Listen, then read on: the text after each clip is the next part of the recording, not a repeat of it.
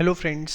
अभी तक आप मेरे साथ आई एस कर्व की डेरिवेशन सीख चुके हैं। अब मैं एक बहुत ही इम्पॉर्टेंट कॉन्सेप्ट डिस्कस करने जा रहा हूँ। बड़े ध्यान से इसको सुनना और समझना है, और इससे पहले अभी तक जितना आपने मेरे साथ करा उसे अच्छे से रिवाइज कर लो। हाँ, ठीक है।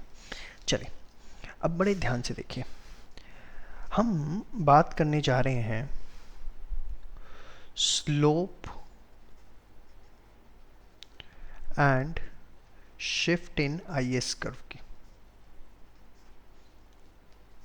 सबसे पहले मैं बात करूंगा स्लोप की, और फिर बात करूंगा आई एस कर्व हमारा शिफ्ट कैसे हो सकता है। ठीक है, तो सबसे पहले केस वन जो मैं डिस्कस करने जा रहा हूँ, slope of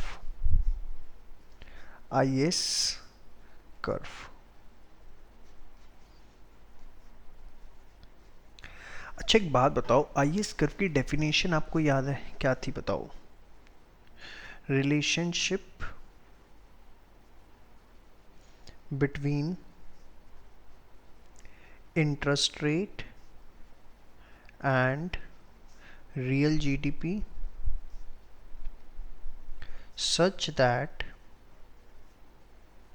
at its every point economy is in equilibrium। और कौन सा इक्विलिब्रियम? Good market. ठीक है, यही पढ़ा था हमने। बड़े आराम से रिलैक्स होके आप देखिए। अच्छा, आपने मेरे साथ एक चीज़ पढ़ी थी अभी सेकंड या थर्ड वीडियो के अंदर, इन्वेस्टमेंट को लेके, कि जो इन्वेस्टमेंट कर्व होता है इसकी स्लोप जो है डिपेंड्स ऑन रिस्पॉन्सिवनेस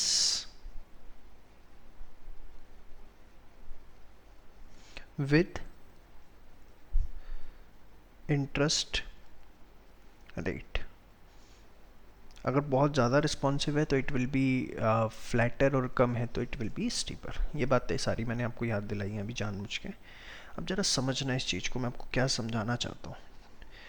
सबसे पहले मैं दो डायग्राम पैरेलल लूँगा एकदम। ठीक है, मैं ज़रा शीट देखूँ मेरी कहाँ तक आ रही है। ठीक है, बड़े आराम से रिलैक्स होके करेंगे सब कुछ, कोई जल्दी नहीं है।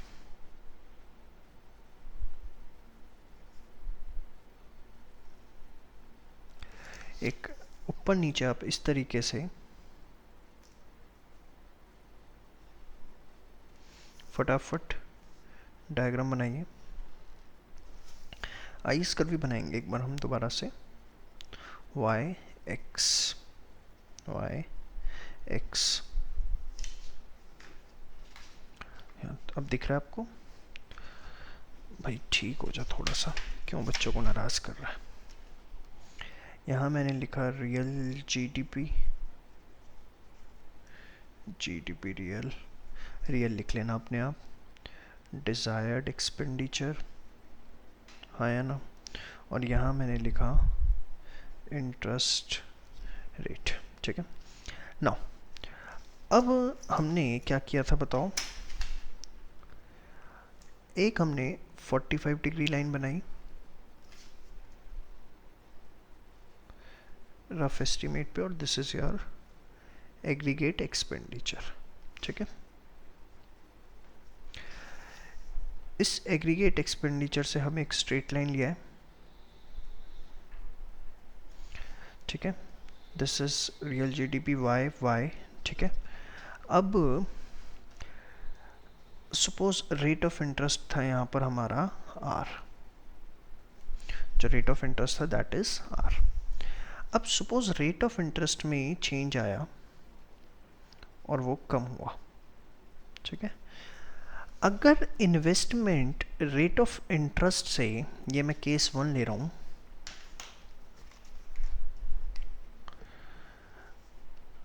लेस रिस्पॉन्सिव है।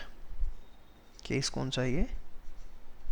लेस रिस्पॉन्सिव है, मतलब रेट ऑफ इंटरेस्ट में चेंज आया बट इन्वेस्टमेंट्स में उतना चेंज हमें देखने को नहीं मिला।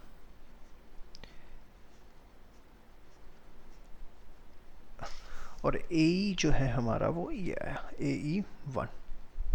ठीक है, यहाँ पर आप स्ट्रेट लाइन लेके आएंगे एक, और ये आपका रेट ऑफ इंटरेस्ट, इन दोनों को आपने ज्वाइन किया, और ये क्या आ गया आपका IS कर्व। बस, अभी कोई आपने एक्सप्लेनेशन नहीं लेनी, सिर्फ आपने ये देखा लेस रिस्पॉन्सिव है, जितना इंटरेस्ट में चेंज आया उसके मुकाबले इन्वेस्टमेंट में बहुत कम चेंज है। अब इसी के पैरेलल हम एक दूसरा कर्व बनाते हैं, आइए।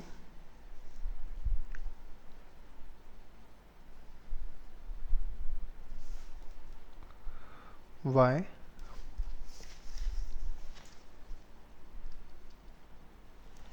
एंड यहाँ हमने लिया X GDP, ठीक है, and here again desired expenditure. एक बार मैं सब बना लेता हूँ फटाफट, आप भी बना लो साथ साथ, टाइम वेस्ट मत करो।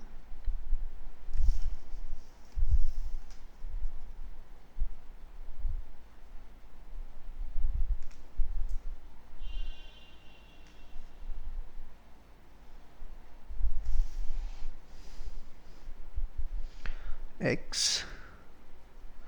Y GDP, ठीक है, और यहाँ हमारा इंटरेस्ट रेट, सब कुछ लगभग मैं सेम ही रखूँगा। ये मैंने बनाया एक 45 डिग्री लाइन, यहाँ फिर आपका एग्रीगेट एक्सपेंडिचर, मैं ऑलमोस्ट सेम उस पर बनाना चाहता हूँ ताकि हमें दिक्कत ना हो।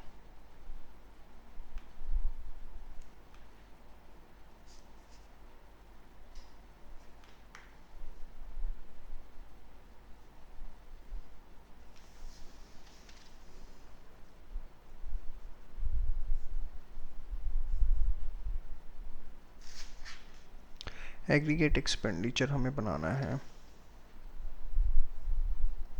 चलो ये बन गया एग्रीगेट एक्सपेंडिचर, ठीक है। रेट ऑफ इंटरेस्ट एकदम इसके सामने मैंने लिया सेम, थोड़ा सा टाइम कंज्यूमिंग जरूर है लेकिन समझ बहुत अच्छा आएगा आपको, आप चिंता मत करो, ठीक है। जो चीज़ें टाइम लेती हैं वही अच्छी होती हैं। अब इसके बाद आपने इसको नीचे कनेक्ट किया, और ये आपका रेट ऑफ इंटरेस्ट, ठीक है। न्यू रेट ऑफ इंटरेस्ट आपका ये है, दैट इज R1। अब मैं जो यहाँ केस ले रहा हूँ, अब तक तो वही था जो आपने इसमें किया हुआ सेम, मैं केस ले रहा हूँ अब मोर रिस्पॉन्सिव, जो है ये मोर रिस्पॉन्सिव है। तो हुआ क्या, बहुत ज़्यादा चेंज आ गया एग्रीगेट एक्सपेंडिचर में। भाई मैं मोर रिस्पॉन्सिव का केस ले रहा हूँ तो चेंज तो ज़्यादा आएगा ही ना, बताओ नहीं आएगा। अरे भाई तू कहाँ जा रहा है मारकर, इसको मैं थोड़ा सा एक्सटेंड कर लेता हूँ। अब मोर रिस्पॉन्सिव का केस मैंने लिया, मतलब रेट ऑफ इंटरेस्ट में चेंज आने की वजह से इन्वेस्टमेंट में कंपैरेटिवली चेंज ज़्यादा है, तो अच्छे से दिखाने के लिए मैं इसे और फ्लैटर ले रहा हूँ। आपको क्लियरली डिफरेंस दिखना चाहिए, यहाँ लेस रिस्पॉन्सिव था, यहाँ मोर रिस्पॉन्सिव है, इंटरेस्ट रेट इज सेम। यहाँ से मैं एकदम स्ट्रेट लाइन लेके आया, ठीक है, ये आपका इंटरेस्ट रेट। अब बनाइए आप अपना IS curve. You can clearly observe without any problem कि अगर लेस रिस्पॉन्सिव है तो IS कर्व स्टीपर है, मोर रिस्पॉन्सिव है तो IS कर्व फ्लैटर है। मतलब जो हमारा कॉन्क्लूजन पार्ट निकल के आया वो क्या, वो ये, if investments are less responsive to interest rate, या आप कहो और slope of investment function is low, ठीक है, then IS curve will be steeper। जो IS कर्व है वो हमारा स्टीपर होगा। If investments are less responsive to interest rate और slope of investment function is low, then IS curve will be steeper. वो आप देख सकते हैं यहाँ पर, क्लियर आपको दिख रहा है। और second conclusion that you can take vice versa situation, if investments are more responsive to interest rate or higher slope of investment function, then IS curve will be क्या होगा, फ्लैटर। ये दोनों कंक्लूजन आपने ले लिए और आपने देखा स्लोप किस तरीके से IS कर्व की डिसाइड होती है, ठीक है। तो स्लोप जो है IS कर्व की, कैन आई से depends on the slope of, हाँ जी, इन्वेस्टमेंट डिमांड फंक्शन। जो मेन कंक्लूजन आपको लेना है, slope of IS curve depends on slope of investment function. Yes सुनो, लेस रिस्पॉन्सिव है, स्टीपर मतलब, और सबसे बड़ी चीज बोथ हैज डायरेक्ट रिलेशनशिप। ये लाइन समझ में आई, बोथ हैज डायरेक्ट रिलेशनशिप। क्या मतलब है बताओ, कि अगर उसकी स्लोप कम है किसकी, इन्वेस्टमेंट डिमांड की, तो इसकी स्लोप भी कम होगी, स्टीपर होगा। उसकी स्लोप ज़्यादा है तो इसकी स्लोप भी ज़्यादा होगी, ठीक है। Both has direct relationship in terms of slope. समझ में आया? ये आपने कंक्लूजन पार्ट इसका पूरा का पूरा समझा।